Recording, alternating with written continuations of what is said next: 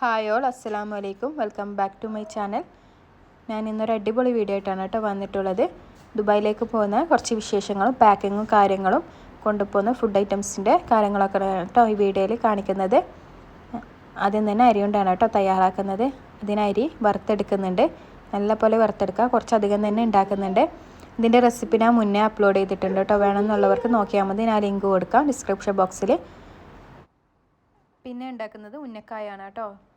ഇതിൻ്റെ റെസിപ്പി ഞാൻ മുന്നേ അപ്ലോഡ് ചെയ്തിട്ടുണ്ട്. എഗ് ബീറ്റർ വെച്ചിട്ടാണ് കേട്ടോ നമ്മൾ ചെയ്തെടുക്കാറ്. അപ്പോൾ നല്ല അടിപൊളിയായിട്ട് കിട്ടും. കട്ടകളൊന്നും ഇല്ലാതെ എല്ലായിടത്തും നല്ല മിക്സായിട്ട് കിട്ടും. കുറച്ച് പഞ്ചസാരയും കൂടി ഇട്ട് കൊടുത്തിട്ട് നല്ലപോലെ ഒന്ന് ബീറ്റ് ചെയ്തെടുത്താൽ മതി. പിന്നെ അരിയുണ്ടക്കുള്ള ശർക്കര ഇവിടെ കുത്തിയെടുത്തിട്ടുണ്ട്. ഞങ്ങൾ അലിയിച്ചിട്ട് എടുക്കാറില്ല കേട്ടോ, കുത്തിയിട്ടാണ് ചെയ്യാറ്. അപ്പോഴാണ് നല്ല ടേസ്റ്റ് ഉണ്ടാവാൻ. പിന്നെ ഇത് ഈന്തപ്പഴം കൂടി എടുത്തിട്ടുണ്ട്. ഈന്തപ്പഴം കൂടി എന്തായാലും ചേർത്ത് കൊടുക്കുക, അപ്പോൾ നല്ല ടേസ്റ്റ് ഉണ്ടാവും. ഈന്തപ്പഴവും മിക്സിയിലൊന്ന് അരച്ചെടുത്താൽ മതി. നല്ല ടേസ്റ്റാണ് കേട്ടോ. ഈന്തപ്പഴം ചേർത്ത് കഴിഞ്ഞാൽ നല്ല സോഫ്റ്റായിട്ട് കിട്ടും. 2-3 ദിവസം കഴിഞ്ഞാലും ഹാർഡായി പോയില്ല, കുറച്ച് സോഫ്റ്റായിട്ട് തന്നെ ഇരിക്കും. അരിയുടെ ഞാൻ ഇവിടെ പൊടിച്ചെടുത്തിട്ടുണ്ട്.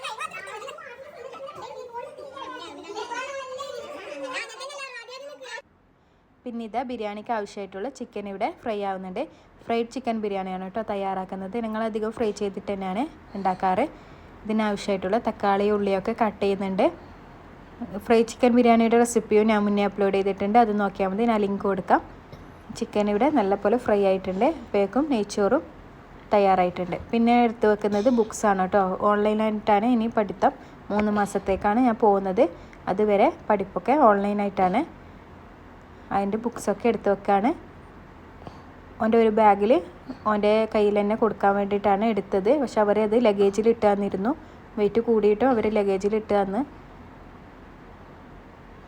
പിന്നെ അരിയുണ്ട് ഇതാ ഇവിടെ ഞാനൊരു ബോക്സിലാക്കിയിട്ടാണ് കേട്ടോ കൊണ്ടുപോകുന്നത്. അപ്പോൾ നമുക്ക് പൊടിയാതെ നല്ല അടിപൊളിയായിട്ട് കിട്ടും. പാക്കറ്റാക്കിയിട്ട് കൊണ്ടുപോകുമ്പോൾ ചിലപ്പോൾ പൊടിഞ്ഞു പോകാൻ ചാൻസ് ഉണ്ട്. ഇങ്ങനെ ആക്കിയിട്ട് കൊണ്ടുപോയി കഴിഞ്ഞാൽ പൊടിയാതെ കിട്ടും. പിന്നെ ഇതെല്ലാം കൊണ്ടുപോകേണ്ട ഐറ്റംസാണ്. തരിയുണ്ട എല്ലാ ഐറ്റംസും ഉണ്ട്.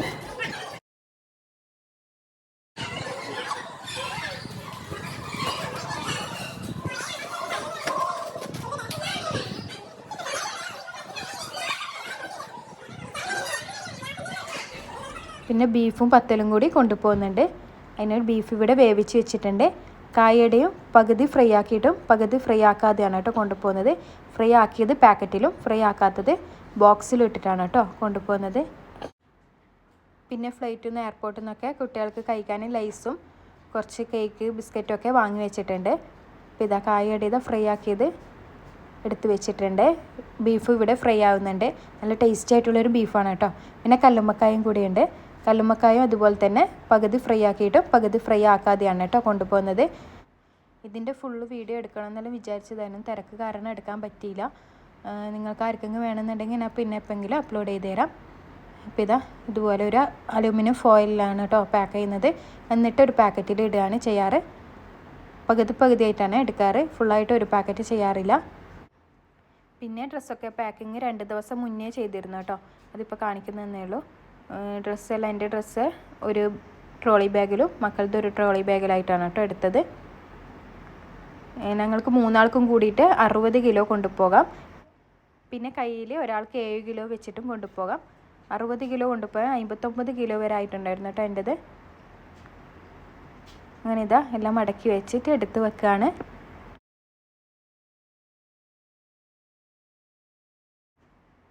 ഞാനൊരു ബെഡ്ഷീറ്റ് കൂടി കൊണ്ടുപോകുന്നുണ്ട് കേട്ടോ. അവിടുന്ന് പോയപാട് തന്നെ ഇപ്പോൾ പർച്ചേസ് ചെയ്യാനൊന്നും കഴിയില്ലല്ലോ. അതുകൊണ്ട് ഒരു ബെഡ്ഷീറ്റ് കൊണ്ടുപോകുന്നുണ്ട്. പുതിയത് വാങ്ങിച്ചതാണ്. ഇനി ഡ്രസ്സൊക്കെ എടുത്ത് വെക്കാണ്. എൻ്റെ ഡ്രസ്സ് മാത്രമാണ് കേട്ടോ ഈ ട്രോളി ബാഗിൽ വെക്കുന്നത്. പിന്നെ അരിപ്പൊടി, മുളക് പൊടി, മഞ്ഞൾപ്പൊടി അങ്ങനത്തെ ഐറ്റംസൊക്കെ എടുക്കുന്നുണ്ട് കേട്ടോ. അതൊക്കെ വേറെ പാക്കിങ് ചെയ്ത് വെച്ചിട്ടുണ്ട്. അതൊന്നും പ്രത്യേകിച്ച് കാണിക്കുന്നില്ല, അതുകൊണ്ടാണ് കേട്ടോ പറഞ്ഞത്.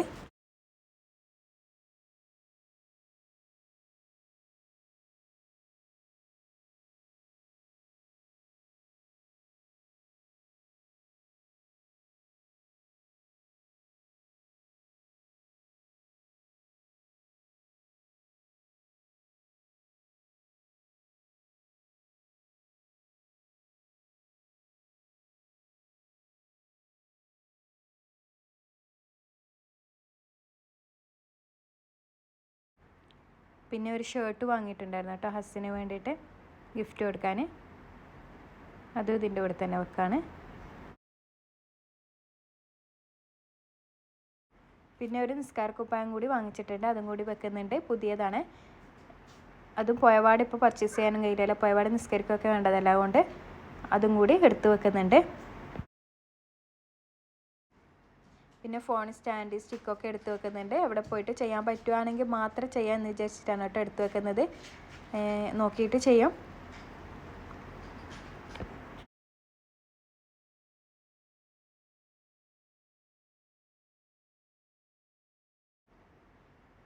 ഇനി ഹാൻഡ് ബാഗിൽ എന്തെല്ലാമാണ് വെക്കുന്നതെന്ന് കാണിച്ചു തരാം.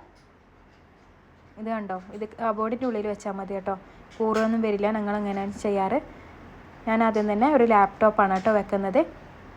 ലാപ്ടോപ്പൊക്കെ ചെക്കിങ് സമയത്ത് പുറത്തെടുത്ത് വെക്കണം. ഒരു ഇയർബഡും കൂടി വെക്കുന്നുണ്ട്. പിന്നെ മോനിക്കൊരു ടീഷർട്ട് എടുത്തിട്ടുണ്ട്, തടിച്ചതാണ് കേട്ടോ, കുറച്ച് തടിപ്പുള്ള ടൈപ്പാണ്. ഈ ഫ്ലൈറ്റിൽ നിന്ന് ഇട്ട് കൊടുക്കാൻ വേണ്ടിയിട്ടാണ് കേട്ടോ എടുത്ത് വെച്ചത്. പക്ഷേ ഇട്ടിട്ടൊന്നുമില്ല, ഇടാൻ വിട്ടില്ല. പിന്നെ ഒരു ചെറിയൊരു പഴയ ബാഗിൽ മരുന്നുകൾ എടുത്ത് വെക്കുന്നുണ്ട്. ഒരു ഭാഗം മൂത്ത മോൻ്റെതും ഒരു ഭാഗം ചെറിയ മോൻ്റെതാണ് കേട്ടോ വെക്കുന്നത്. ഒരുപാട് മരുന്നുണ്ട്, അതുകൊണ്ട് എടുക്കാതെ പോകാൻ പറ്റില്ല. എല്ലാം സ്റ്റോക്ക് ചെയ്ത് വെച്ചിട്ടാണ് കേട്ടോ പോകുന്നത്. പനീൻ്റെ മരുന്നും ചുമയുടെ മരുന്നും എല്ലാം കൂടി എടുക്കുന്നുണ്ട്.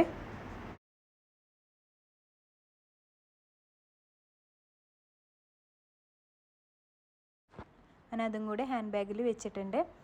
പിന്നെ രണ്ടാൾക്ക് ഡ്രസ്സ് കൂടി എടുത്ത് വെക്കുന്നുണ്ട് കേട്ടോ. എന്തെങ്കിലും ആവുമോ മറ്റോ ചെയ്തിട്ടുണ്ടെങ്കിൽ മാറ്റി കൊടുക്കാമല്ലോ എന്ന് വിചാരിച്ചിട്ടാണ്. അപ്പോൾ ഇതാ എൻ്റെ പാക്കിംഗ് ഒക്കെ കഴിഞ്ഞിട്ടുണ്ട്. ഡ്രസ്സിൻ്റെ പാക്കിങ് കഴിഞ്ഞിട്ടുണ്ട്. മോനിക്ക് ചെറിയ മോൻ്റെ ഒരു ബാഗ് എടുത്തിട്ടുണ്ട്, അതിലാണ് ലേസ് കാര്യങ്ങളൊക്കെ വെച്ചിട്ടുള്ളത്. അപ്പോൾ ഇത് ഞങ്ങൾ ഇറങ്ങി കേട്ടോ വീട്ടിൽ നിന്ന് യാത്രയൊക്കെ പറഞ്ഞിട്ട്. എൻ്റെ കൂടെ ഉമ്മയും ഞങ്ങളൊക്കെ വന്നിട്ടുണ്ട്. ഞങ്ങൾ പോയിക്കൊണ്ടിരിക്കുകയാണ്. വെള്ളിയാഴ്ച 10 മണിക്കാണ് കേട്ടോ ഫ്ലൈറ്റ്. ഞങ്ങൾ 2:30 മണിക്കാണ് കേട്ടോ ഇറങ്ങിയത്. 2 മണിക്ക് ഇറങ്ങണം വിചാരിച്ചതാണ്, ഹർത്താലായതുകൊണ്ട്. അവിടെ എത്തിയത് 6:30 മണിക്കാണ് കേട്ടോ. നല്ല ബ്ലോക്കും ഉണ്ടായിരുന്നു കേട്ടോ. ഈ വലിയ വണ്ടി മീൻ വണ്ടിയൊക്കെ പോകുന്നതുകൊണ്ട് നല്ല ബ്ലോക്കും ഉണ്ടായിരുന്നു. ഇന്നൊരു ചെറിയൊരു ആക്സിഡൻറ്റും ഉണ്ടായിരുന്നു. അങ്ങനെ ഇതാ ഞങ്ങൾ എയർപോർട്ടിലെത്തി. 6:30 മണിയായിട്ടോ ഇപ്പോൾ സമയം. പോയിക്കൊണ്ടിരിക്കുകയാണ് എയർപോർട്ടിൻ്റെ ഉള്ളിലേക്ക്. കോഴിക്കോട് എയർപോർട്ട് വഴിയാണ് കേട്ടോ പോകുന്നത്. റാസൽ കൈമയിലേക്കാണ് കേട്ടോ ഞാൻ പോകുന്നത്. റാസൽ കൈമയിലുള്ള എയർപോർട്ടിൽ തന്നെയാണ് ഇറങ്ങുന്നതും.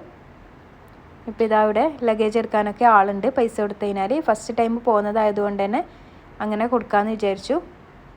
ബോർഡിംഗ് പാസ് കിട്ടുന്നവർ അവരെ കൂടെ ഉണ്ടാകും കേട്ടോ. പിന്നെ ബാക്കി ചെക്കിങ്ങൊക്കെ ഞങ്ങൾ തന്നെയാണ് ചെയ്യാറ്. ഇപ്പോൾ ഇതാ എയർപോർട്ടിൻ്റെ ഉള്ളിലേക്ക് പോവുകയാണ്. അങ്ങനെ ബോർഡിംഗ് പാസ്സൊക്കെ കിട്ടി ഫ്ലൈറ്റിന് വേണ്ടി വെയിറ്റ് ചെയ്തിരിക്കുകയാണ്. അങ്ങനെ ഇതാ ഫ്ലൈറ്റിൻ്റെ ഉള്ളിലേക്ക് കയറാൻ പോവുകയാണ്. ക്യൂ നിന്നിട്ടുള്ളത്. ഇതെല്ലാം മോനാണ് കേട്ടോ വീഡിയോ എടുത്തത്, അതുകൊണ്ടാണ് ശരിക്കും ഒരു ക്ലിയർ ഇല്ലാത്തത്. അങ്ങനെ ഇതാ ടേക്ക് ഓഫ് ചെയ്തു. ആദ്യമായിട്ട് പോകുന്നതുകൊണ്ട് തന്നെ കുട്ടികളെ പറ്റി നല്ല പേടിയുണ്ടായിരുന്നു. പക്ഷേ പ്രശ്നമൊന്നും ഉണ്ടായില്ല. ചെവി വേദനയായിട്ട് കുറച്ച് സമയം ഒന്ന് കരഞ്ഞു രണ്ടാളും, അത്രേ ഉണ്ടായിരുന്നുള്ളൂ.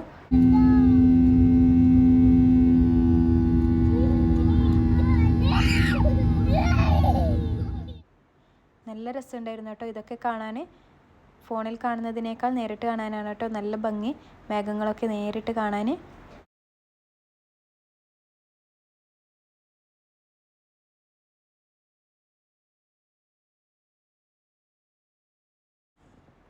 അങ്ങനെ ഇതാ നമ്മൾ റാസൽ കൈമയിലെത്തി. റാസൽ കൈമയിലായിക്കൊണ്ടാണ് കേട്ടോ ഇങ്ങനെ മരുഭൂമി ഇതൊക്കെ മാത്രമേ കാണൂ. ദുബായിലാണെങ്കിൽ മാത്രമേ ബിൽഡിങ്ങൊക്കെ കാണൂ നല്ല. അങ്ങനെ ഇത് എയർപോർട്ടിൽ ഞങ്ങൾ ലഗേജൊക്കെ എടുത്തിട്ട് പുറത്തിറങ്ങിയിട്ടുണ്ട്. ബസ്സിനെ വെയിറ്റ് ചെയ്തിരിക്കുകയാണ് കേട്ടോ. 1/2 മണിക്കൂറോളം വെയിറ്റ് ചെയ്തു. കുറച്ച് ലേറ്റായിട്ടാണ് കേട്ടോ വന്നത്.